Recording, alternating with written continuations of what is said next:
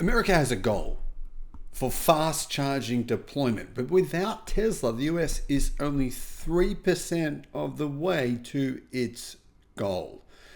Hello, my friends. Welcome to the channel. I'm Sam Evans. You're watching the Electric Viking. Just want to say a big thank you to those of you who've become Patreons in the last few days. Just had a couple of people. Really appreciate you guys.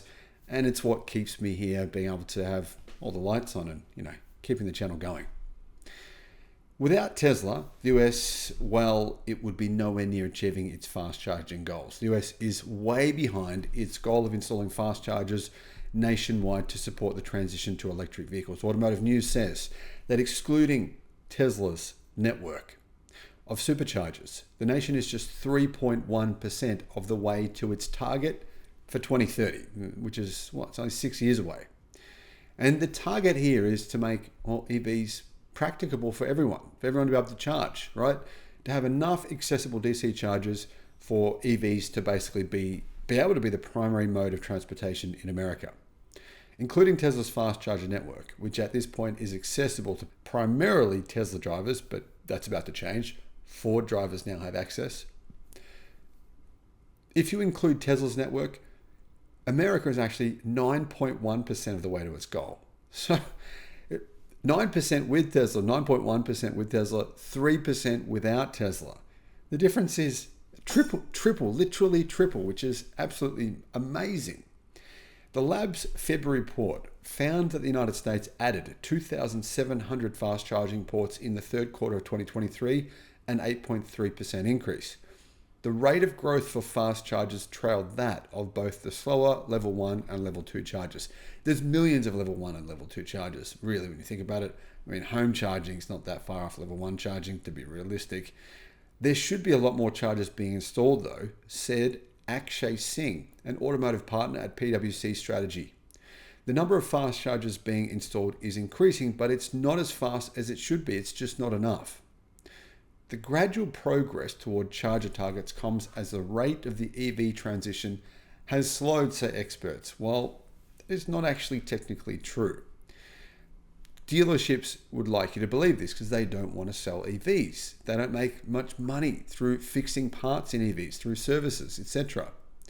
They say that inventory is on lots and sales are lagging in states, even in states like California, with enthusiastic adopters, but it's in places like this where, to be honest, Tesla's just crushing the competition still. California registered 90,000 electric light passenger vehicles in the fourth quarter, 90,000. But that was a 10% decline from 101,000 in the third quarter. Analysts, automakers, and drivers say that the range anxiety issue and a lack of reliable and accessible charging are part of the problem. And this was mentioned in a J.D. Power study from last month that found public chargers are slowly becoming more reliable, but they are often dogged by long wait times and by broken chargers. Big problem, right? You buy an electric car, you pull up to a DC fast charger, you find one, you figure out how do they work. It doesn't work. Very common, very common that this happens. While the bulk of EV charging happens at home with level 2 chargers, DC fast chargers have the highest power output. It's much faster. And the lab said a dependable network of public DC fast chargers is essential for fostering consumer acceptance of EVs in the United States. And of course in places like Australia as well, where the distances for driving can sometimes be significantly greater than what people in Europe would travel. Analysts said that this applies especially for long distance travel and drivers living in multi-family housing.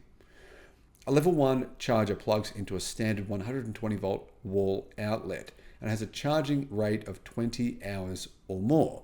So realistically though, most people can charge overnight and that's enough. A level 2 setup recharges an EV in 5 or 6 hours using a 208 to 240 volt outlet. Level 3 chargers, known as DC fast chargers, require at least 480 volts of current and can refill most of an EV's charge in about 30 minutes, so they cannot be installed in single-family homes. Until recently, Automotive News says that most manufacturers had settled on one type of fast charging port, the Combined Charging Standard, or CCS. But the breadth and reliability of Tesla's network, 62% of all public DC fast charge ports in America are Tesla's, has forced a pivot from major automakers to Tesla's North American Charging Standard, or NACS. Last week, Ford began registering F-150 Lightning and Mustang Mach-E drivers for free NACS adapters, allowing them to charge at all of Tesla's superchargers across America. Other major automakers that will soon join the Tesla supercharger network include BMW, General Motors, Honda, Hyundai, Kia, Mercedes-Benz, Nissan, Toyota, and Volvo. And they say the drivers will be able to charge their EVs at superchargers starting this year. Mazda, Stellantis, and Volkswagen, which includes Audi, will use NACS chargers in 2025. But most of the manufacturers will build cars from 2025 onwards that have a Tesla NACS charging port built in. As of the 30th of September, the lab found that about 65% of registered full EVs in the US were Teslas. So proper electric cars, not hybrids, 65% of them are Teslas. While the US appears far behind its 2030 target of 182,000 publicly accessible fast charging ports along highway corridors and in local communities, Stephanie Brindley, a principal automotive analyst at S&P Global Mobility, said at this point it's hard to know for sure if the nation will even need that many. Do they need that many? I mean, what do you guys think? Is 182,000 necessary, or is it overkill?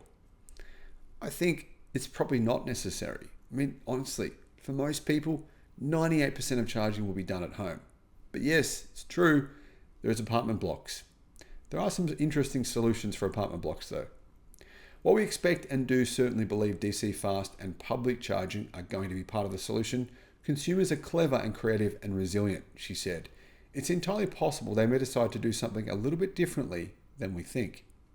For example, drivers may prefer home charging or adapt to stopping at restaurants or shopping centers to use lower level 2 chargers. In fact, there's actually charging ports, lower level 2 chargers, at hotels, colleges, all kinds of places all through America now. They've been built out at many locations. I mean, basically restaurants and different businesses, retail shops, they're thinking to themselves, how do we get an edge? How do we get an edge over the competition? Well, if people know they can charge while they're shopping at our store, this is an advantage for our business. So that's why a lot of this is happening.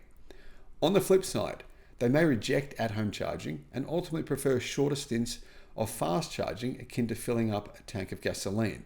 With gasoline station amenities, battery technology or charging technology may change. But here's the thing, guys. Let's think about this logically. Who the hell wants to drive their freaking iPhone to a gas station to sit there for 5 minutes to charge it? No one wants to do that. That's a pain in the butt. That's a real pain in the ass, right? Have to do that. And I think people's mindsets will change to the point where they think, why the hell would I DC fast charge if I don't have to do it? I think it's a real chore, and people will eventually have the same mindset. Robert Fisher, domain principal of electrification at SBD Automotive, cast doubt on the targets themselves because they closely resemble Europe's, despite the two regions having very different vehicle use cases, usage patterns, and residential spatial patterns. All told, the nation added more than 12,400 public charging ports in the third quarter, an increase of 8.4%.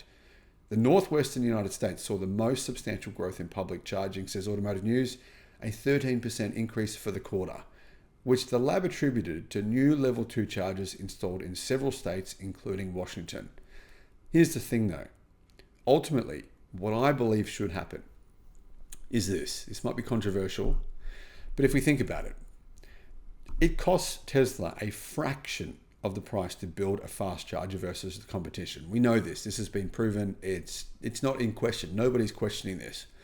Tesla, on average, costs them 20% of the price to install a DC fast charger versus the competition. Now, I think more money should be going to Tesla to install more fast chargers because this will accelerate EV adoption. Realistically, there is money being given to Tesla's competition, and it's ridiculous if you look at the numbers. Often, Tesla's competition are being given 4 to 5 times more money to install one charger than Tesla's being given, simply because they're inefficient. Why are we like propping up these inefficient businesses? It doesn't make sense. It's like a communist, socialist communist thing.